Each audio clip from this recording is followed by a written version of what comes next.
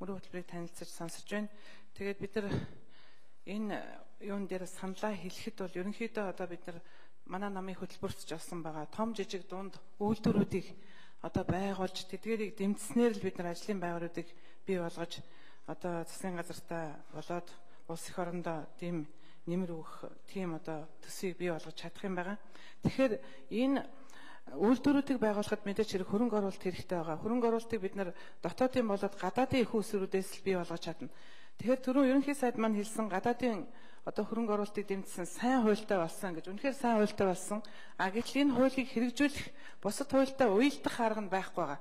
Жишээлбэл гадаадын хөрөнгө оруулалт дээр одоо улсын үндэсний шин чанартай импортыг орлох мөн одоо салбарыг одоо тэргүүлэх одоо дэвшилтэт технологийн үйлдвэрүүдийг барьж байгуулсан компаниудыг одоо дотоороос одоо чөлөөлж тэдгээрийн тоног төхөөрөмжийг чөлөөлж орж ирнэ гэж заасан бол гайл нөөтийн хуулийн дээр эсрэгээрээ тэр заалтайгаа уялдахгүй байгаа учраас гадаадын хөрөнгө оруулалт энэ дээр гайхаад ингээд зогсоод байгаа. Дотоодынх нь чалгаагүй. Тэгэхээр энэ хөрөнгө оруулалтын нөхцөлийн хуулиудыг бас нэг эргэж харж одоо засгийн газар энийг эргэж хараад энэ уялдаа холбоог бий болгох, хуулиудын уялдаа холбоо бий болгоод хөрөнгө оруулалтаа чөлөөтэй оруулах нөхцөлийг бий болгож өгөөч гэсэн. Энэ одоо мөрийн хөтөлбөр дээр оруулах санал байна. Тэгэхгүй бол гайлын хууль, нөөтийн хууль, гадаадын хөрөнгө оруулалтын хууль уялдаа байхгүй байгаа шүү. Энэ одоо ийм болохоор хэрэгжихгүй.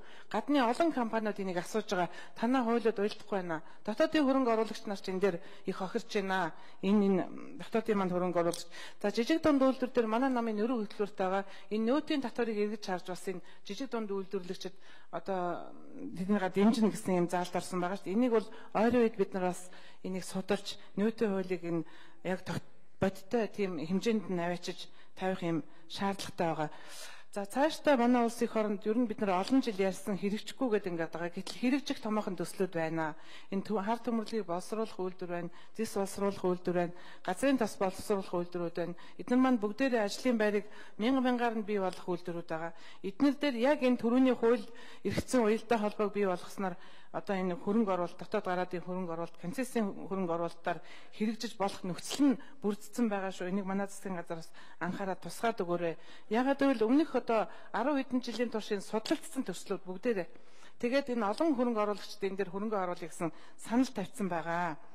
За дараагийн нэг хүсэлт бол барилга хот байгуулалтын яамд энэ гэр хорооллын дахин төлөлтөн дээр дид үтсийн асуудал байгаа. Энийг маш олон иргэдүүд асууж байгаа. Энэ дид бүтцийг амлцсан хэрэгжээгүй тэрнээс болоод газраа өмчилж чадахгүй иргэд маш олон байгаа. Тэгээ энийг нэг тийш нь болгож одоо шийдэх асуудлыг одоо энэ жилээс эхлэмээр байна. Яг одоо энд манай дагуур дулаан явахын гинлээ, шугам шилжээ явахын гинлээ гэд газраа авч чадахгүй, хувийнхаа байшин барьж чадахгүй маш олон иргэд бол жишээлбэл сонгон хайхын дөрвдөр байдаг юм байлээ. Энийг одоо энэ жилээс эхлээд одоо шийдвэрлэх арга замыг одоо тусгаж өгье. Энэ бол ядахтаа эргэцэн орчинг нь бий болгоод төлөвлөлтөнд оруулаад өгвөл иргэд бас энд өөрсдийнхээ амьдралыг зохицуулж явах ийм зорилттой байна. Дараад нь эрчим хүчний салбар дээр бас олон одоо нүүрс боловсруулах үйлдвэрүүдийн төсөл байгаа гэж ярьж байгаа. Гэтэл манайх жилдээ 200 сая долларын эрчим хүчийг хятад улсаас импортлж байна. Тэгэхээр энэ одоо эсрэг том валютын урсгал гадагшаа гарчид. Энийг зогсоох боломж байна шүү дээ. Жишээлбэл өмнө говийн түрүүн хин гишүүн амраа гишүүн ярьж байсан.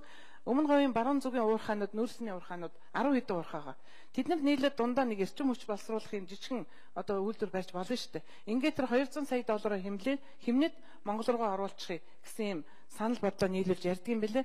Тэгээ энийг бид нар дэмжих иймэрхүү төслүүдэд анхаарал өгмөр. Тэгээ эднес чинь дунд гэлтгүй нийлсээр хагаад олон ажлын байрыг бий болгоод манай одоо улсын маань энэ засгийн газрын мөрийн хөтөлбөрч гэсэн одоо хөдөлгөхөд амжилттай хэрэгжихэд их тус нэмэр болох юм аа. За миний санал юм байна.